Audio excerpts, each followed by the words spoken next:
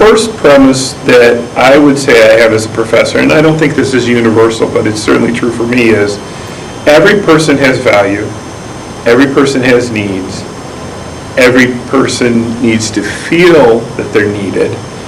And so those are basic traits I find throughout the world as I work with youth throughout the world and young people throughout the world. So on the first value, I think that every person has value. That's really important to realize as a professor, because I think sometimes professors have a tendency to say certain people just aren't going to succeed in college, and I don't believe that. I think there are different tools, different methods working with students that allows them to see that. The other thing that I hope I get is that students have needs, that feeling of wanting to be part of a group, to be affiliated with a group, to be working with a group. And so that's something we really emphasize, I think, at Drake, is teamwork and working as a team, not just emphasizing the power of the individual, but the power of the group. So I think that's really important. That's not universal throughout the world. I think some cultures more aspire the individual and less the team, but I think here at Drake we're really about the team. The belief that I think is deeply rooted in the American culture and American psyche is that one of opportunity, that anybody from any place can be anything that they want to be, and that we live in a world, in a constructed a world where doors are open, where you can absolutely do anything that you want.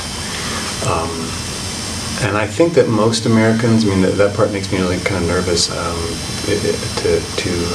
to speak for most Americans, but I'll do it anyway. I think that most Americans would agree that that is a part of our identity, that we live in a land of opportunity, that this is a place where you can pursue any dream that you want. To me, it sort of breaks down to like how a person analyzes things, thinks about things, sort of contemplate things. And I think professors in general are more likely to have sort of like a critical spirit. Like they not only, they don't just do things necessarily, they sort of analyze why one does them, or the origin of it, or like the purpose for it, I guess. I think there's a number of reasons why culture changes. First, we are now more connected now because of social media. We are now also more connected because of the revolution of transportation and telecommunication.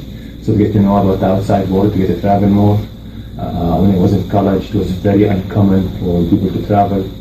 Now many of my students travel overseas once, twice, and 3 times. So there are more ways to connect, to change, to reach out, to learn from outside cultures and incorporate this into the US culture. How about education?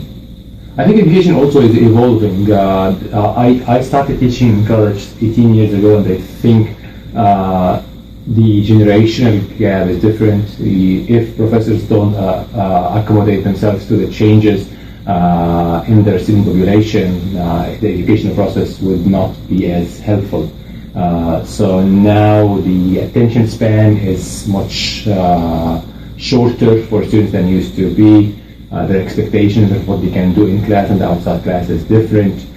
So professors need to take this into consideration when they design their courses and syllabi.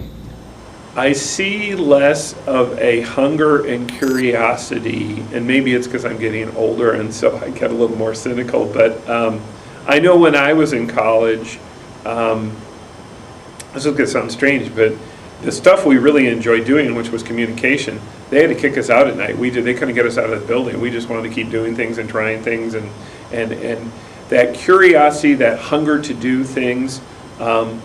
I think the numbers of students who are so highly motivated that you literally have to pry them out of here and say, go out, go do this, get out of here for a while, you've been here too much. I think that's slipping. I think it's, my biggest concern is I get quite a few students who go, tell me what I need to do to get an A in the class, instead of, I'm really excited about this, help me explore this. And me is, and this pertains to my area of research, is that the way that images are sort of a part of society has completely changed. Like, I mean, just like polar opposites.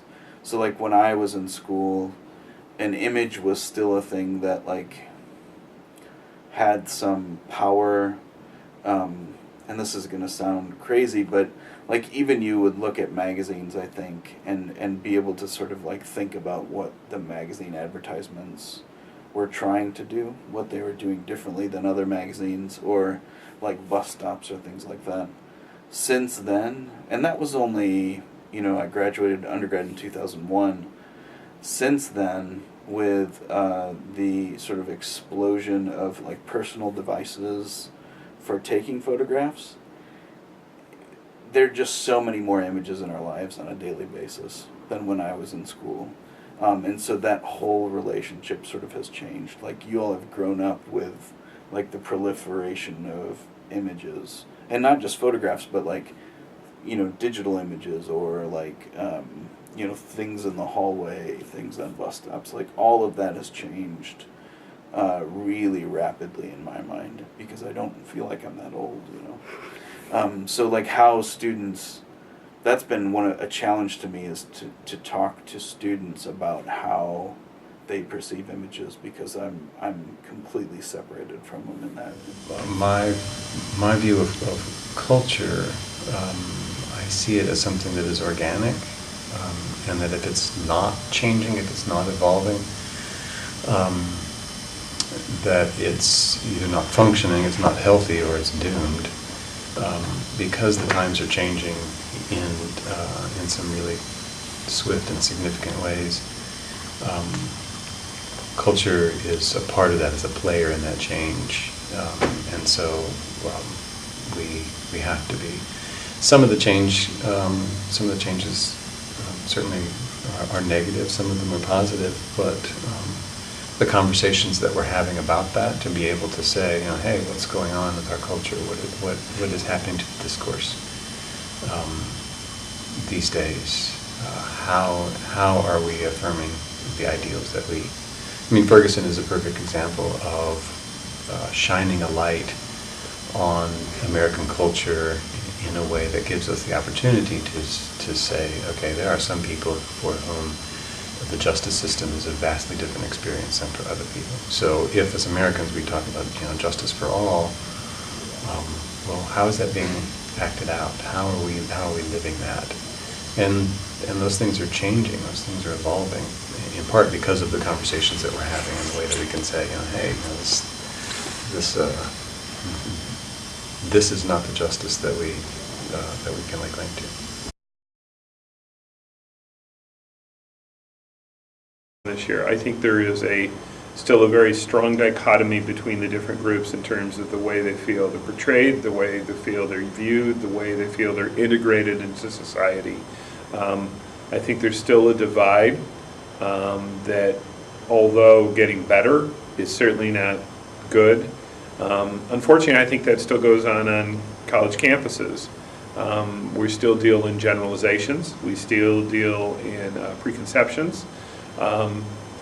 In some ways, I don't want to pat myself on the back. I think in some ways faculty, but it's not universal, but a lot of faculty are more open to the changes sometimes than the students are.